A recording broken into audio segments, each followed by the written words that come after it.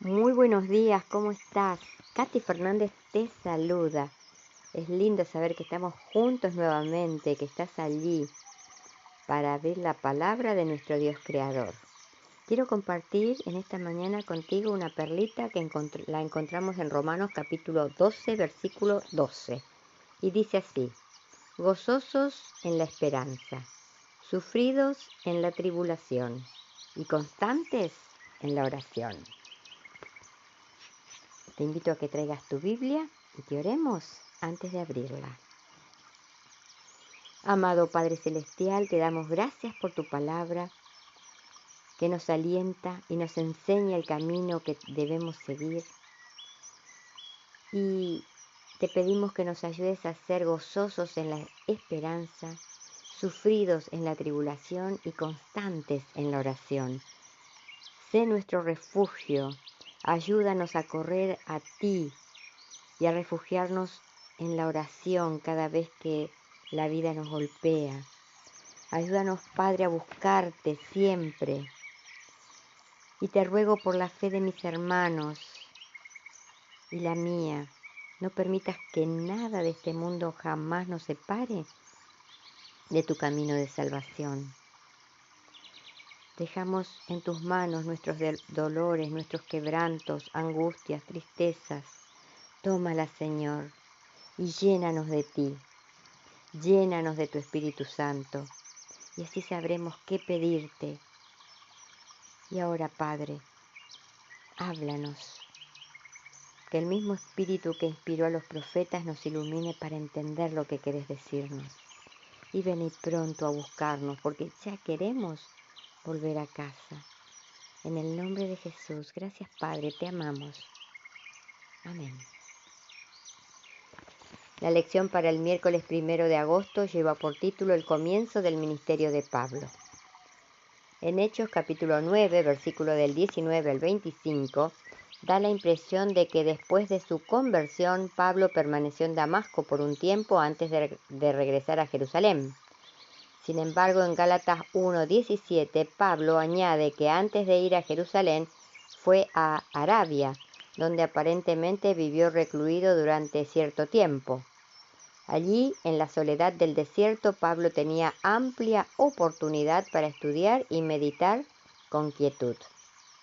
Te invito a que juntos leamos Hechos capítulo 9, versículos 20 al 25, mientras pensamos de qué manera describe Lucas el ministerio de Pablo en Damasco y cuán bien le fue.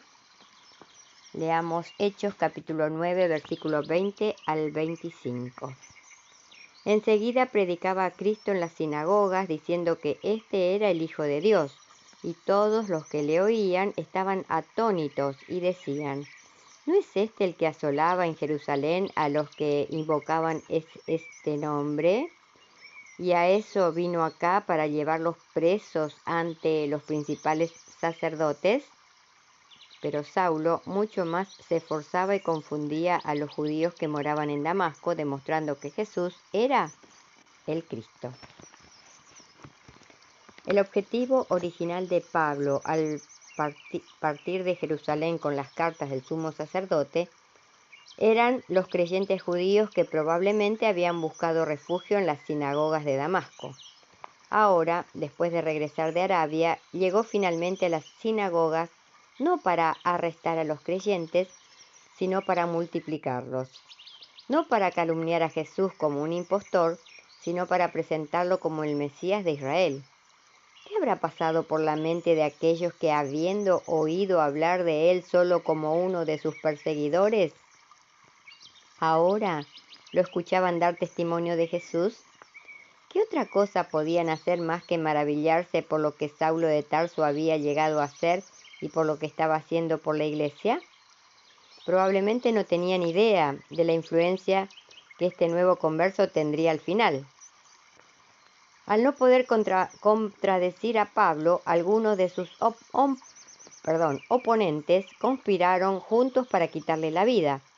El relato que hizo Pablo de ese episodio lo encontramos en 2 Corintios 11, 32 y 33. Sugiere que sus oponentes lo denunciaron a las autoridades locales para lograr su objetivo. Sin embargo, Con la ayuda de los creyentes, Pablo pudo escapar en una canasta, posiblemente por la ventana de una casa construida en la muralla de la ciudad. Pablo sabía desde el principio que enfrentaría desafíos. La oposición, la persecución y el sufrimiento de diversas fuentes serían una constante en su ministerio. Pero nada sacudió su fe ni su sentido del deber. No obstante, las dificultades y las pruebas que enfrentó prácticamente a cada paso de su nueva vida en Cristo. 2 Corintios capítulo 4, versículos 8 y 9. A pesar de las luchas y la oposición, Pablo no se dio por vencido. ¿De qué forma podemos aprender a hacer lo mismo en lo relativo a la fe? Es decir, ¿cómo podemos perseverar en medio del desánimo y la oposición? Ahora pasamos a la meditación de hoy que lleva por título Todos son bienvenidos. Vinieron también unos publicanos para ser bautizados y le dijeron, Maestro, ¿qué haremos? Él les dijo, no exijáis más de lo que os está ordenado. Lucas capítulo 3, versículos 12 y 13. ¿Has reparado en el tipo de personas que acudían a Juan el Bautista para ser bautizadas? La palabra de Dios dice, vinieron también unos publicanos para ser bautizados. Como sabemos, estos individuos eran deshonestos. El propio Juan los había llamado generación de víboras. Los publicanos eran los recolectores de impuestos, que en aquella época era sinónimo de fraude y extorsión a sus compatriotas. Aquellos publicanos eran sencillamente pecadores que andaban en busca de la salvación como nosotros. A Dios no le importa la mala fama. Juan sabía cuán valiosos para el reino de Dios podían llegar a ser los cobradores de impuestos. Es fácil comprender que los líderes religiosos dudaran que los cobradores de impuestos fueran los mejores candidatos para formar el reino de Dios. Pensaban que Juan quería construir un mundo abnegado y sacrificado con personas egoístas y ambiciosas. Después de todo, no había quien no supiese que los cobradores de impuestos eran ladrones.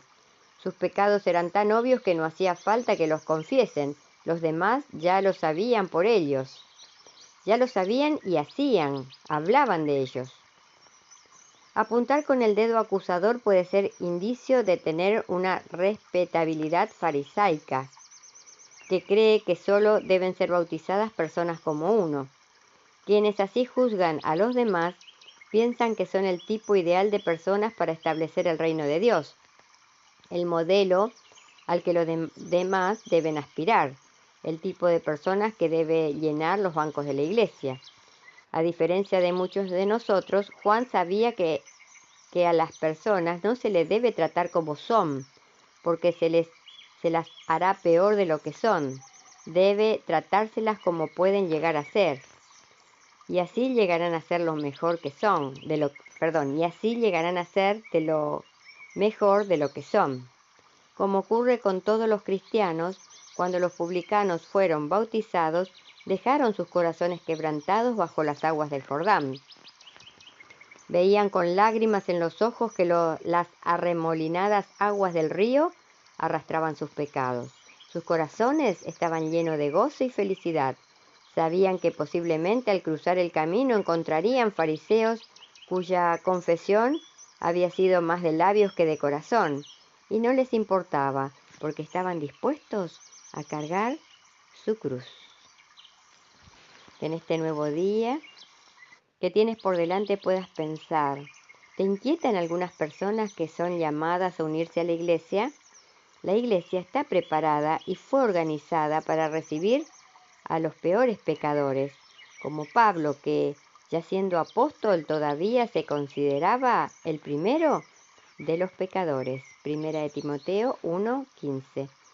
La gente mala constituye el mejor símbolo de transformación, mostrando a través de su vida que tenemos un Dios todopoderoso, que no conoce de imposibles y que puede transformar totalmente a una persona que llevó una vida equivocada en una que ama y daría su vida por su Dios vivo, como pasó con Saulo de Tarso, que llegó a ser conocido como el gran apóstol Pablo.